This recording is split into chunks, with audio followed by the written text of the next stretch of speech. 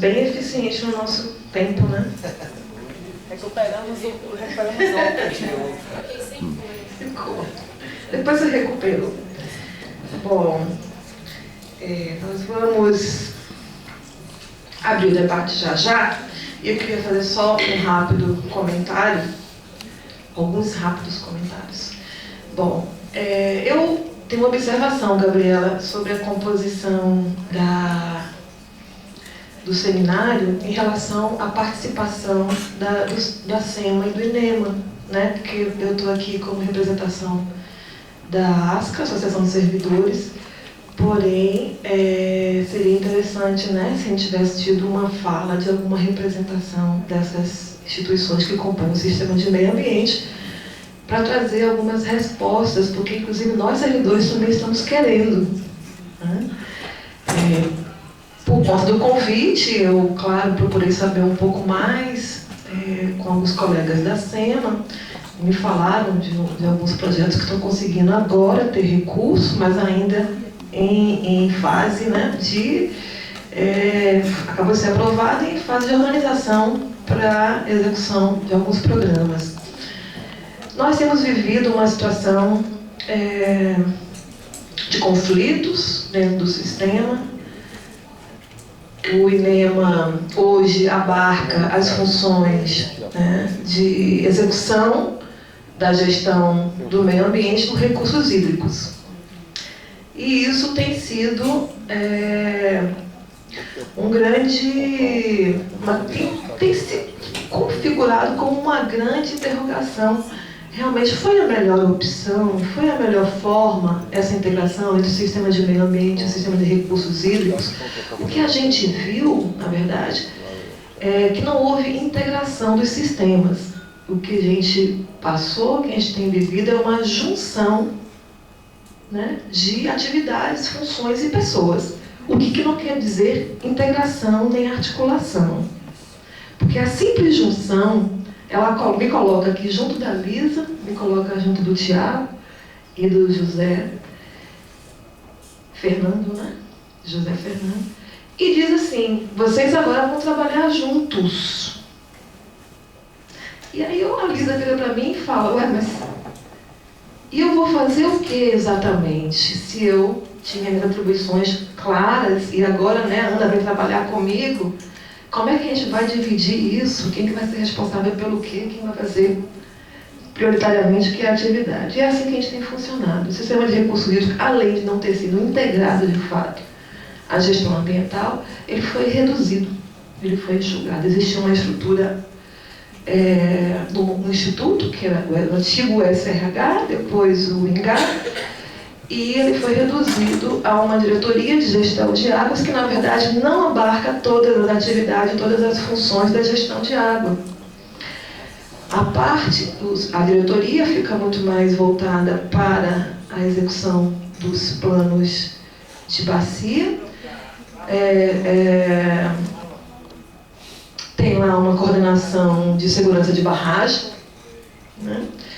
E o sistema de outorga está numa outra coordenação fora da diretoria.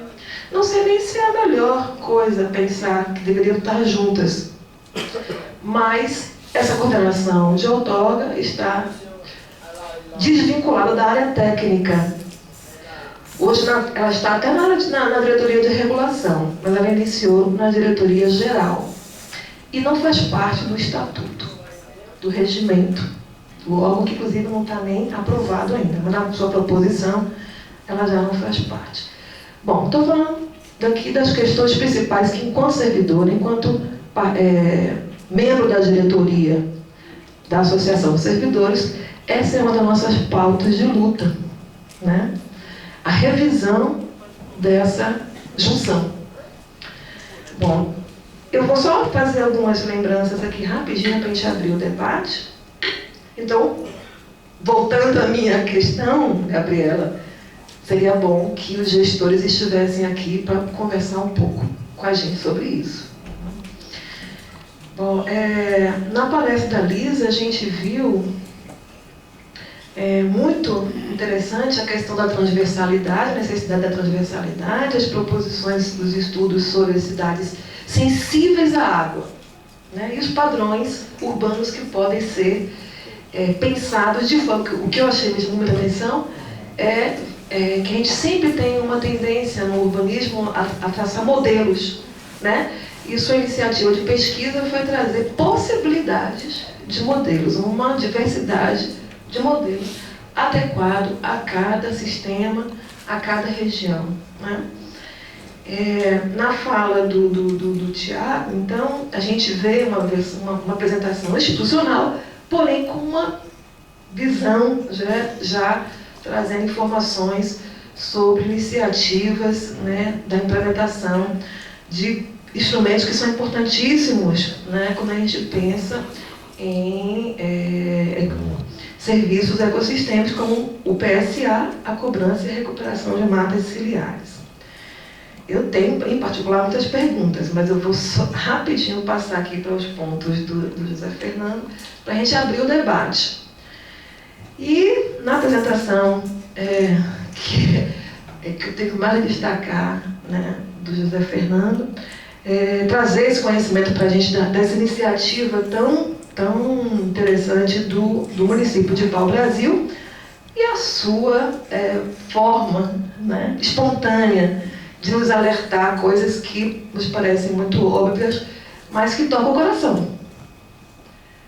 Bom, então foi muito bom ver a sua apresentação sobre o programa Caminho das Águas. Eu vou, então, combinar com vocês que a gente pode ver se é isso mesmo, né?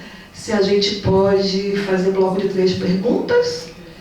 E já temos aqui 2 perguntas escritas. Como é que eu faço, Gabriela? Eu começo pelas escritas ou intercalo? Como tem só 2, tem mais uma? Que já é para você? 3 por bloco e eu intercalo com as escritas. Então eu vou abrir 3 perguntas iniciais. Agora, quem gostaria de fazer alguma colocação? Tem mais outro ali. Falta o terceiro. Bom, tem um lá no fundo. Ok, então os 3 para o primeiro bloco. O rapaz de camisa verde pode começar.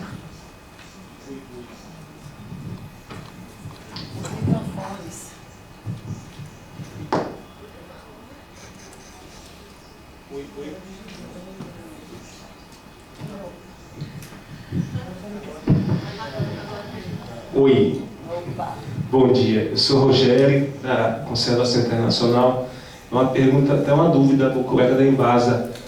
Sobre o PSA que está sendo implantado em Pirapitanga, porque eu não sei se captei direito, quais as fontes de recursos para o pagamento do PSA em Pirapitanga? Vamos fazer os 3 logo. O senhor de cá que pediu. João Batista, Tiago da Embasa. Bom, olha o seguinte, essa sabido que estamos passando por uma crise hídrica grande, que tem uma chance para junho, julho, que tenhamos até racionamento. A Embasa está na mídia, né, pedindo para que se cuide da água, para que tenha-se menos consumo, consumo mais responsável. Tiago relatou medidas, quer dizer, para um estado, Tiago, como o nosso, muito grande, medidas boas, como aquele caso de recuperação de mata ciliar, mas ainda assim muito pontual, muito pouco. Agora, Tiago, a minha pergunta e tem uma parte aí que é um cerne, né?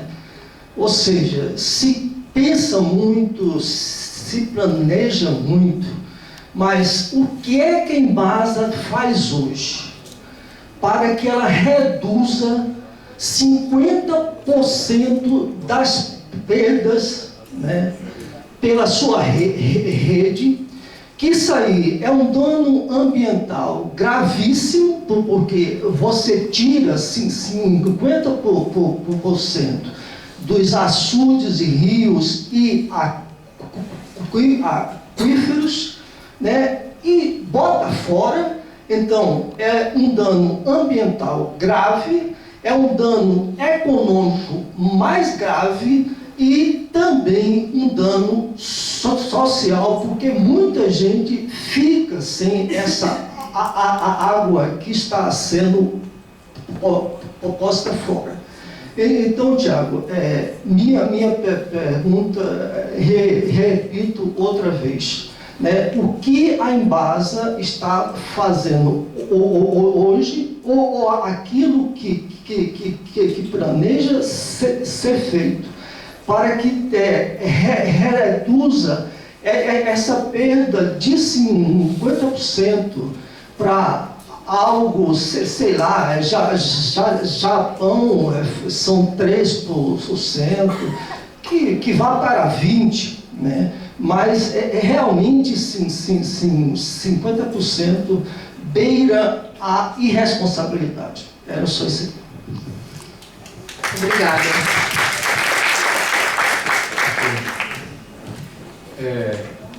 Bom dia a todos. Eu quero parabenizar a mesa pelo painel dessa manhã e todos os presentes aqui também. Mas o meu nome é Jaziel e eu estou hoje atuando na região cisaleira com um projeto parecido com o do Pau Brasil ali, e vou dizer quais são as minhas dificuldades. Mas as minhas perguntas estavam voltadas para a primeira palestra e para o colega da Embasa, que é o seguinte: a minha região cisaleira, é a região de Santa Luz, lá tem Embasa. Só que uma cidade é uma região muito seca, nenhum reservatório daquela região tem água, nenhum tem água. A Embasa hoje, aí eu queria perguntar para a doutora do OMB também, fornece água, mas a água nas torneiras, nas casas, são salobra, é salgada mesmo. E cai um dia e 10 dias depois, ou às vezes um mês sem cair. Então, nós somos uma região que 200 mil pessoas, aí tu pegando a parte mais abrangente, pegando ali Retirolândia, Valentes, Santa Luz, Queimadas, Monte Santo, Nordestina e Inatearaci, e me lembrei da colega na mesa, a mediadora, que ela falou que alguns órgãos iam estar presentes. Eu acho que a SERB devia estar aqui também. Além da SERB, alguém do INEMA, porque além do pessoal beber água salobra, nós temos um projeto do Araci Norte, que já vem há mais de 12 anos, e uma água boa daquela bacia do Tucano, e não abastece as famílias estão passando sede na região.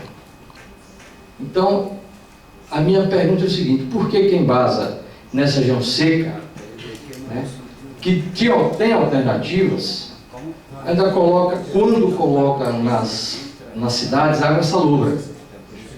E perguntar à doutora, qual seria a alternativa que teria nessa região nordeste? Ela está no polígono da seca, mas você tem mananciais ali, como o Bacia do Tucano, que tem água potável de excelente qualidade, pouco ferrosa, mas de excelente qualidade.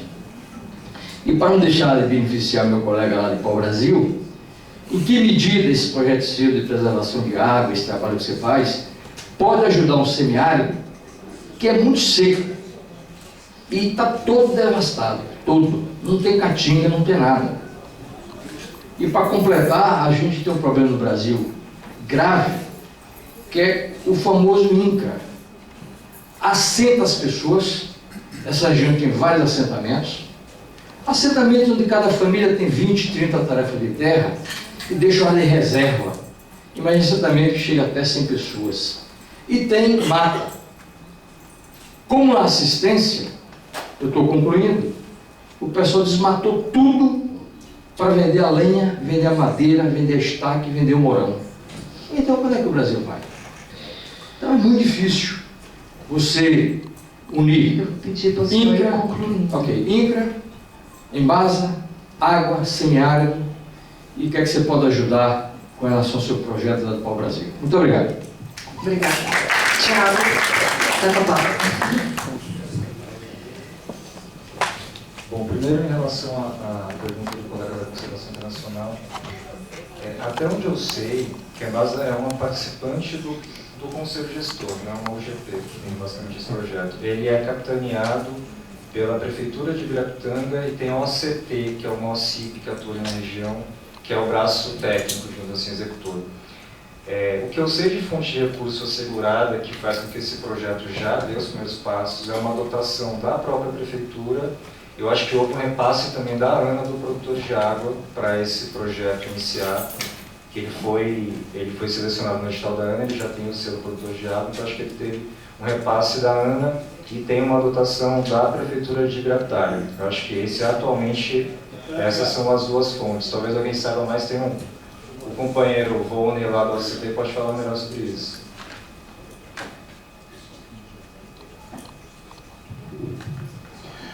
Tiago deu a informação correta. O pagamento de serviço ambiental direto feito pela Prefeitura de Ibirapitanga, já alguns agricultores desde 2016 recebendo o recurso.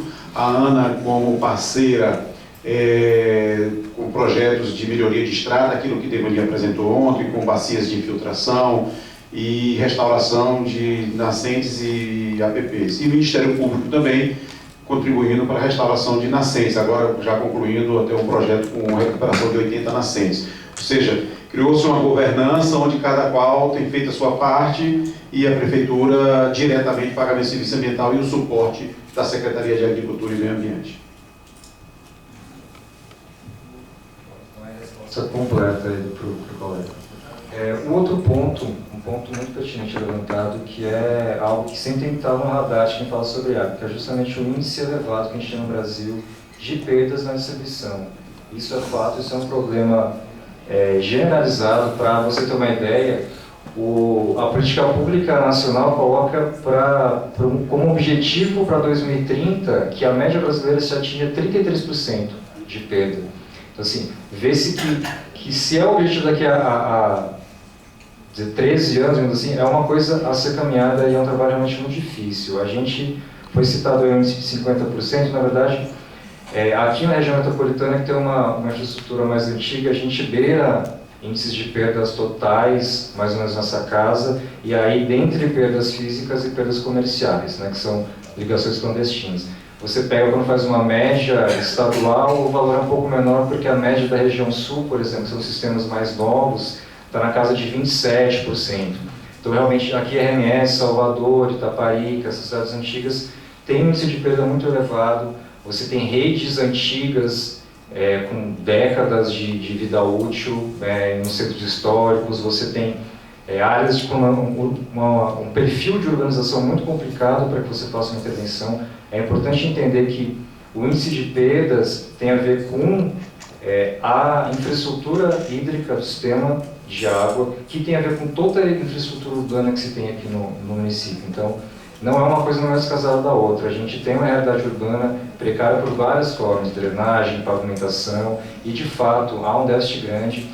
São ações complicadas tecnicamente de serem feitas para você reverter um quadro de perdas muito altas. Você tem agora, com essa escassez que a gente está vivendo, foram intensificadas as frentes de trabalho de detecção de vazamentos por equipamentos acústicos. Então, como são vazamentos não aparentes, aqueles que você vê na rua, é a ponta do iceberg. Você tem uma série de vazamentos que você não vê, que não emergem até a pavimentação, que você só consegue investigá-los com equipamentos acústicos. Então, à noite, quando você tem um tráfego, um nível de ruído menor, eu sei, não é a minha área diretamente, não sou da operação, sou do meio ambiente, mas eu sei que a Embasa intensificou, aí colocou uma série de equipes em campo para tentar identificar esses vazamentos. A parte de perdas comerciais, também as equipes de campo para identificar as ligações clandestinas foram acho que triplicadas agora nesses últimos meses, que a gente está vivendo uma situação complicada de fato. Então, aí já é um trabalho na outra frente, que são as perdas aparentes ou comerciais, digamos assim. A gente identificou agora, acho que anteontem, na orla de Piatã, mais de 1 quilômetro de tubulação clandestina que alimentavam, acho que 30 torneiras ali na praia, e aí para uma série de usos ali.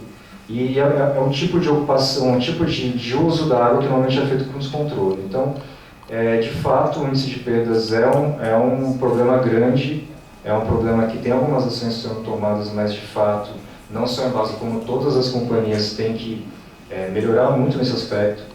Como eu falei, o planejamento para o setor no Brasil coloca ainda índices talvez inaceitáveis para 2030, um percentual de 33% de perdas totais é muito elevado, mas realmente isso está inserido num contexto de infraestrutura urbana, onde todas têm os seus déficits.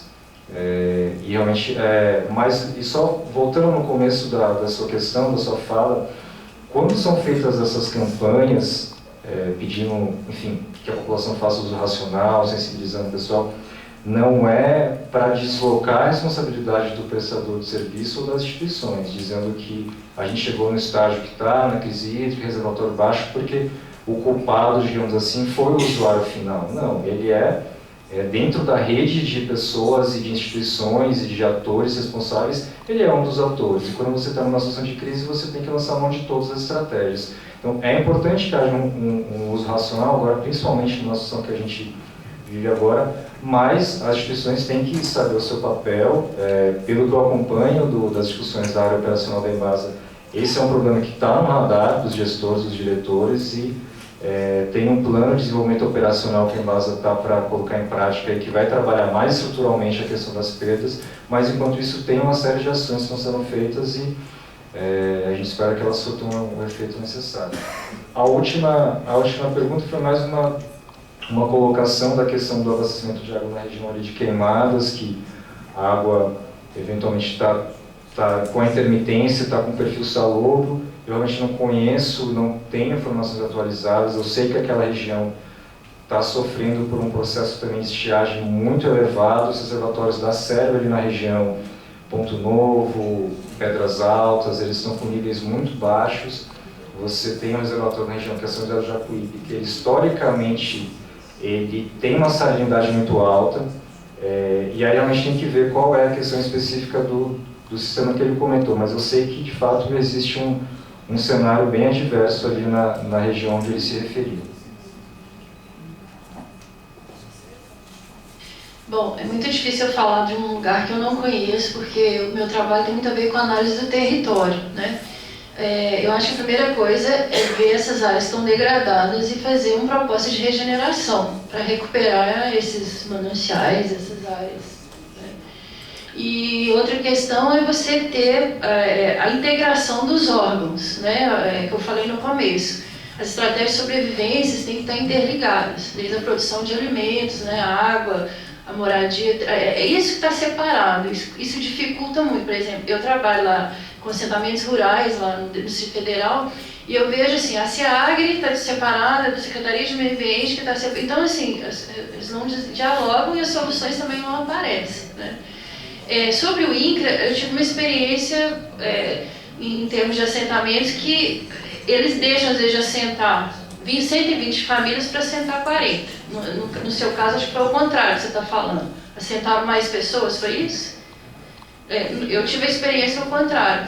E o que me chamou a atenção é que a Embrapa desmatou uma área grande para fazer uns estudos e não podia assentar 120 famílias naquela região e iam exportar essas famílias para outra localidade dentro da bacia, aquilo que eu mostrei. Quanto mais a gente, dentro da bacia hidrográfica, a gente vai alargando, vai expandindo, a gente vai prejudicando a bacia como um todo. Então, seria muito mais viável, nesse caso que a gente estudou, que tivesse uma aglomeração dessas famílias numa mesma região do que exportar. E aí o modelo de agricultura que está errado, né? A gente tem que trabalhar com agrofloresta, e tem muitos assentamentos federal, principalmente ligado ao MST, que tem essa direção. Eu não sei aqui, né, que é um princípio dos movimentos do MST, a agroecologia.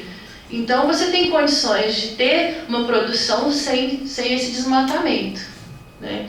E sobre a questão da água, o que se recomenda é armazenamento de água da chuva, né? Pelo menos nos períodos que você tem a chuva, que também ameniza a sobrecarga do sistema como um todo, né?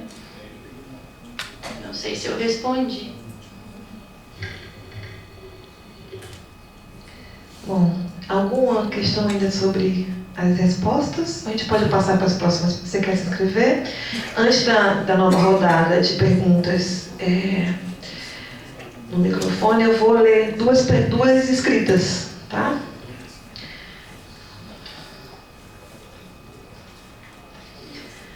Primeiro para Lisa. Sobre rios urbanos, o que poderia dizer a sociedade civil sobre os programas de governo municipal e estadual que ainda se baseiam em concepções... Isso aqui o quê? Concepções... tipo, acho, passados de canalização e tamponamento de muitos rios. Uma vez eu dei uma palestra que estava no CREA, vários secretários de obras do Brasil inteiro. Quando eu dei a palestra, eles falaram assim: nossa, professora, a gente não sabia que existiam outras possibilidades. A gente está mandando canalizar todos os rios das nossas cidades. Quase morri, né? Mas é isso, a tendência é essa, né? Os outros países já estão descanalizando os rios e a gente ainda está canalizando, né? A política é essa ainda, né? Então, o que eu queria falar aqui, desses anos todos, a experiência que eu tive, é que a sociedade tem que entrar nesse debate, nessa gestão. A gestão tem que ser compartilhada, não dá mais para a gente deixar na mão do governo. Então, o que se recomenda? Soluções emergentes, por exemplo. Eu me baseio nos estudos do Christopher Alexander, né? Dessa configuração de padrões. Ele fala o seguinte: que comunidade de 7 mil a 10 mil pessoas para gerir o território. A partir daí a gestão já fica muito difícil. Então precisa ser uma gestão emergente. Nós todos temos que nos envolver na situação da nossa localidade. Por exemplo, aquela área que eu mostrei, que a gente fez aquela proposta de simulação, existe ali um movimento muito grande de salvar aquela região, vários movimentos sociais integrados que estão gerindo aquele espaço. Então é impressionante a força da sociedade nesse momento, né? A gente está deixando muito de lado isso. A gente tem que participar dessa gestão do nosso território, né? E essa gestão tem que ser compartilhada. Só aí. Então, assim, são pequenos grupos. O que eu vejo é, dentro dos bairros, a gente começar a criar pequenos grupos de gestão e daí emergir para formar, né, subprefeituras, e senão não tem jeito. Eu não acredito que o governo vai dar conta de tudo, sabe? Eu acho que tem que ser... A gente tem que entender o território, a gente tem que... a gente só vai conseguir se a gente estiver no nível da localidade. Eu já participei de várias audiências públicas, não adianta nada. Principalmente de planejamento urbano. Você mostra as manchas do território, a pessoa que mora naquela mancha não sabe o que é aquilo. Por isso que eu trabalhei muito o desenho urbano da localidade. A partir daí as pessoas começam a entender os cenários que estão mais palpáveis no nível da comunidade, né? Então eu acho que cada vez mais a gente vai ter que participar disso. E eu acho que ainda é, infelizmente, direcionado para a canalização dos rios e ocupação das margens, né? Obrigada, Lisa. Eu também, se eu tivesse mais tempo, perguntaria justamente sobre a gestão participativa, né? Pelo tempo da apresentação, o conteúdo tem sempre seus focos, né? E essa questão da participação você não teve a oportunidade de falar. Mais uma escrita para o José Fernando. Peraí. Tem uma observação na pergunta anterior que quem escreveu, para não ficar insatisfeito comigo, tem uma afirmação no final: nós não queremos essa solução. Pois a gente tem que participar.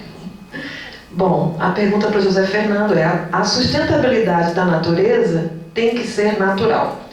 Ela não pode construir a dependência da burocracia e do dinheiro. A natureza não pode ficar dependente. Vocês têm claro esse cuidado? Dias atrás, eu li a ideia, não me lembro agora no momento quem foi, mas não era brasileiro, ele definindo sustentabilidade. Na visão dele, sustentabilidade é que esse microfone, o que eu estou vestido, ao voltar para a natureza, sirva de adubo. Eu aprendi ao longo da minha vida, como simples ambientalista, que da natureza nada se tira, a não ser foto, nada se mata no seu tempo e nada se leva na sua vontade de voltar. A minha região, eu falo a minha região porque eu moro lá e conheço lá. Se você deixar uma área por 10 anos, ela se recompõe. Cercou, em 10 anos se recompõe. Mas a gente sabe que se a gente puder dar um empurrãozinho para que essa regeneração aconteça dentro do natural e do não natural, a gente vai ter um respaldo, um retorno mais rápido. Vai sim ter um conhecimento de que realmente a gente tem que a natureza é natureza. Mas infelizmente o homem é mais rápido do que a própria natureza. Então infelizmente a gente tem que correr. Obrigada. Tem aqui o rapaz da frente. Mais alguém vai querer fazer? Calma, gente. A moça de verde lá no fundo, depois o Rosalvo aqui. Aí a gente faz um bloco de 3 e deixa eu só para memorizar. Foi mais quem? O de camisa azul, desculpa, branca. Ela, Rosalva já está no primeiro bloco, Rosalva. Então, vocês dois aí do meio, né? Para o próximo bloco. Aonde? Cadê o senhor que fez a pergunta a respeito de o que a gente poderia ajudá-lo? Já saiu? Saiu. Então tá. Pois não. Eu peço que me desculpe, eu sei que o tema é semear água, né? E eu quero propor aqui colher água, tá? Eu sou rainmaker, faço chuva e quero propagar essa tecnologia, porque a gente pode fazer chover. Todas essas técnicas que estão sendo mostradas são fundamental e indiscutível, tem que fazer. Mas o que você acha de eu propor para nós semear comida agora, em vez de almoçar ao meio-dia, para que no próximo encontro a gente possa comer a comida que plantou?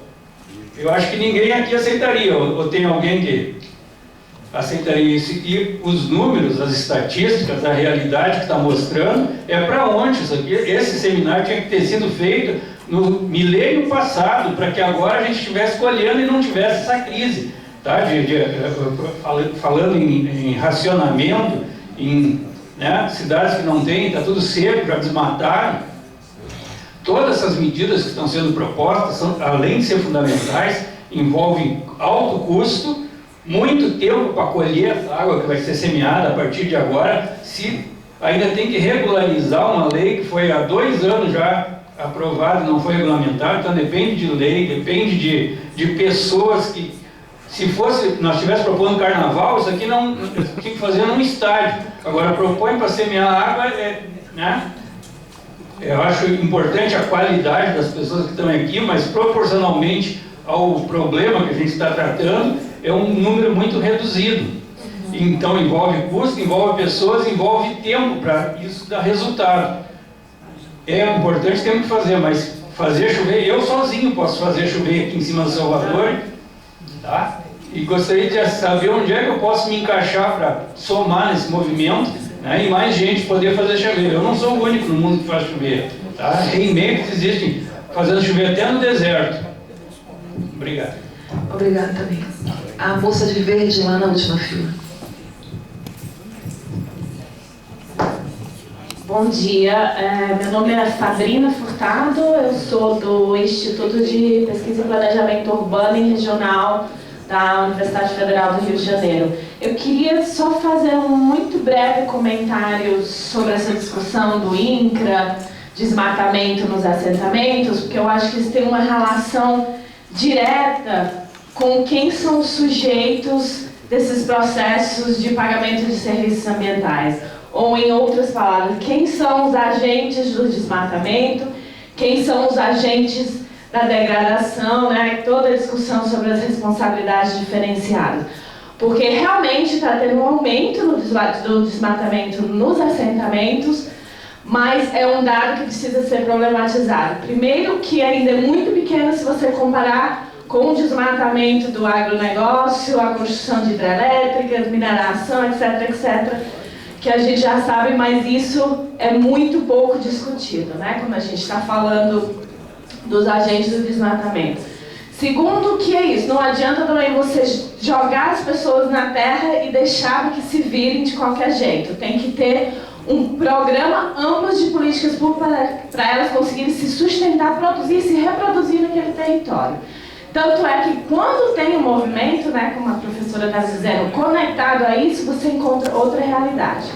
Terceiro, que está acontecendo muita pressão sobre esses assentamentos para entrarem, né, na lógica do agronegócio, você plantar para produzir agrocombustíveis a partir do dendê, eucalipto e outro tipo de produção, que aí esses assentamentos são rodeados das empresas ou dos grandes fazendeiros que põem uma pressão, que começa a controlar o preço da compra dos produtos, baixa o preço, os agricultores não conseguem mais se sustentar vendendo aquele produto, deixam de plantar para se alimentar, para conseguir pagar o crédito que eles tiraram, para produzir, para vender para a empresa e acabam tendo que ser expulsos dos seus próprios territórios. Então o que está acontecendo é uma reconcentração dos assentamentos por parte de grandes fazendeiros utilizando essas áreas e desmatando essas áreas para a sua própria produção. Então acho que é importante a gente estar sempre problematizando esses dados, essas informações, e nos lembrando quem são os verdadeiros agentes do desmatamento e da degradação, para quando a gente for focar as políticas públicas, a gente está focando no que mais realmente tem impacto. Né? Obrigada. Obrigada. Se alguém quiser direcionar, que alguém pergunta objetivamente, a gente fala para a gente poder colocar o palestrante já, né? Se preparando para responder, ou se quer ouvir a resposta de quem está disponível para responder. O próximo é Rosalvo. Como é de casa, é o seu nome, né? Desculpe que é o seu nome.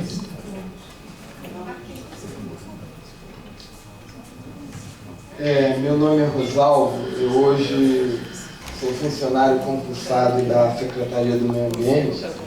Já fui também funcionário concursado da Secretaria do Meio Ambiente do Distrito Federal, onde morei 30 anos, estou há 6 anos aqui na Bahia. Eu vejo ali o cartaz do nosso seminário, experiências, perspectivas e desafios. E a cor dos meus cabelos mostram que eu acho que já tenho algum tempo nessa estrada. E acho que o nosso maior desafio, e a gente falou nessa palavra aqui, Elisa, é integração de órgãos, integração de meio ambiente e recursos hídricos, gestão compartilhada. Aí eu pergunto a cada um dos membros da plateia e da mesa, pergunto, nós estamos mesmo nos integrando? Sabe por que eu digo isso? Vou dar 2 exemplos e vou começar com o meu colega Tiago. Nós aprovamos aquele projeto no Fundo Nacional do Meio Ambiente porque nós integramos SEMA, INEMA, a CIS e a Embasa. Porque se a gente não tivesse feito os projetos integrados, esses 4 órgãos não tinham recebido o dinheiro do fundo que nós conseguimos aprovar, porque não podia ser na mesma bacia.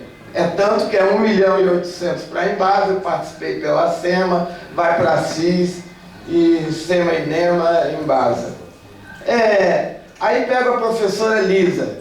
Professora, eu participei do PDOT e fui do órgão ambiental lá, do primeiro plano diretor de ordenamento territorial do DEF, do qual o Beni, que a senhora conhece, foi também o diretor lá. Todas essas preocupações, guardadas as proporções, bem ou mal, todo esse auditório sabe. Agora, por que um encontro naquele parque de exposições ao lado do Tietê em São Paulo, eu consigo reunir 300.000 pessoas para construir software de guerra, sabe aqueles joguinhos de guerra? E não consigo, estou concluindo já, no seminário de semear água, seja em Salvador, em Brasília, ou em qualquer lugar, a gente não consegue reunir mais do que 50, 100, 200 pessoas. Eu estou colocando isso, não ia falar, porque eu falo muito, mas para que a gente possa refletir entre nós. Por que a gente só consegue falar entre nós e não saímos para fora? Lembro que na nossa associação lutei muito para que um dos temas do nosso encontro, que foi aqui nessa Assembleia, a gente rediscutisse as águas residuais. Peguei esse relatório que a senhora citou, professora Elisa, passei para todos os meus colegas, tentei abrir um tema dentro do nosso encontro, não consegui, mesmo na associação do qual eu faço parte. E aí concluo o quê? E os cabelos brancos, e estou concluindo mesmo, mostram o quê? Que eu, antes de apontar alguma coisa para alguém, eu tenho que apontar 3 para mim. Aí estou num processo de reflexão que eu acho que nós é que precisamos nos integrarmos conosco. E depois que a gente estiver integrado conosco, a gente fazer as outras discussões. Porque não temos tido sucesso. E aí concluo mesmo, Lisa sabe, Brasília foi uma cidade planejada, tem o relatório Belcher, que é uma coisa espetacular. Se vocês quiserem conhecer história e planejamento de uma cidade, o relatório Belcher tem PDF. Brasília foi toda pensada a partir da sua água. O Parque Nacional foi criado para abastecer a população do plano piloto, que seria de 500 mil habitantes. Hoje Brasília tem 3 milhões. Enfim, extrapolou todo o planejamento. Então não existe, ou seja, tudo que é para ser, tudo que é para estudar, todas as técnicas nós sabemos. Aquilo que o companheiro colocou em pau-brasil, nós temos um livro de PSA que a gente usou na SEMA, do decreto que já está pronto, falta só o governador. Tem lá mais de 50 experiências no Brasil todo de PSA. Ou seja, tecnicamente tudo nós sabemos. Por que não sai? Por que não é feito? Porque nós, cada um de nós, não estamos integrados conosco. E aí a minha pergunta para a mesa, o desafio. Gostaria da reação de cada um de vocês. Obrigado. Obrigada também. Bom, quem gostaria então de... Ah, sim, tem a primeira complementação. Respondeu o nosso amigo ali do semiárido, não é isso? O que a gente se coloca à disposição do que for implementado em pau-brasil e região que compõe o CIMA, a gente replicar também em seu município. No final a gente troca figurinha para a gente poder, a partir de hoje, fazer uma parceria no sentido de que o que for implementado em pau-brasil, na região do CIMA, a gente possa também contribuir com a sua ação. Bom, eu acho que você tem total razão, vocês dois que falaram muito bem, a pessoa lá da... Fabrina. Como? Fabrina. Fabrina, muito bem falado, né? E você, o... Rosaldo. Gostei muito da fala de vocês dois. Sobre a gestão, concordo plenamente, assim, eu falei com a Gabriela antes de vir para cá, falei com a Gabriela, aposto que vai dar pouca gente. A experiência de Brasília mostra isso, a audiência pública. Nós tivemos uma de escassez de água tem um mês. Devia ter 50 pessoas, quer dizer, uma coisa que a cidade precisa, né? Então eu acho que esse formato não está bom. E começa na academia. Então, na academia a gente não se integra. Então nós não damos exemplos. Eu canso de falar isso o tempo todo. Então, por exemplo, eu estou abrindo mão de não pontuar no Lattes. Eu tenho um grupo de pesquisa e extensão chamado Periférico, trabalhando com as periferias, passo final de semana, nada disso vai para o meu currículo. Mas é uma missão que eu fiz. Agora meus colegas não querem fazer isso, né? Por quê? Porque a gente está indo para as periferias, eu estou trabalhando em assentamentos quilombolas, né, rurais, as periferias de Brasília, para levar essa discussão, essa gestão, né? Mas ninguém quer fazer isso na universidade. Então eu acho que essa crítica serve muito para a gente, né? Eu comecei a me fazer muita crítica e comecei a sair para isso, né? Eu falei, hoje não quero ficar mais fazendo trabalhos para inglês ler, né? Que é artigo para pontuar, né? Então é uma opção que eu fiz, mas é um trabalho muito formiguinha, né? E eu acho que esses modelos de seminário a gente vai ter que repensar, porque a gente não está envolvendo as pessoas. A gente sediou em Brasília com o pessoal da USP em 2015. O terceiro coloca habitar a cidadania, habitação social nas águas, nas florestas e no campo. A gente deu voz às comunidades, nós não apresentamos trabalhos. Então tinha quilombolas, índios, o pessoal do MST, nós não apresentamos, só eles que falaram. Divulgamos a Universidade de Brasília, devia ter 100 pessoas assistindo no máximo, né? Isso foi uma frustração tanto para as comunidades, tanto para a gente. Convidamos o governo para ser questionado, o governo federal, né, estava ali presente para ser questionado pelas discussões, e um curso de arquitetura que a maioria das pessoas não estava ali. Aliás, nem se interessa por esse assunto, né? Então, vai desde o currículo das escolas, que tem que ser rediscutido, né? Passa por uma reforma. Então, assim, é difícil. Realmente, nossa, acho que não está funcionando. Eu acho, assim, que o que eu falei com a Gabriela antes de vir para cá, eu estou chegando à conclusão que a gente vai ter que partir por pequenos grupos de gestão, né, emergente, igual eu estou falando, mas também de saber usar a tecnologia de informação. Já que a linguagem é essa, talvez criar videoconferências, que isso possa circular, que isso possa... alguma outra maneira de fazer seminário. Porque nós não temos esse problema lá também, né? Obrigada.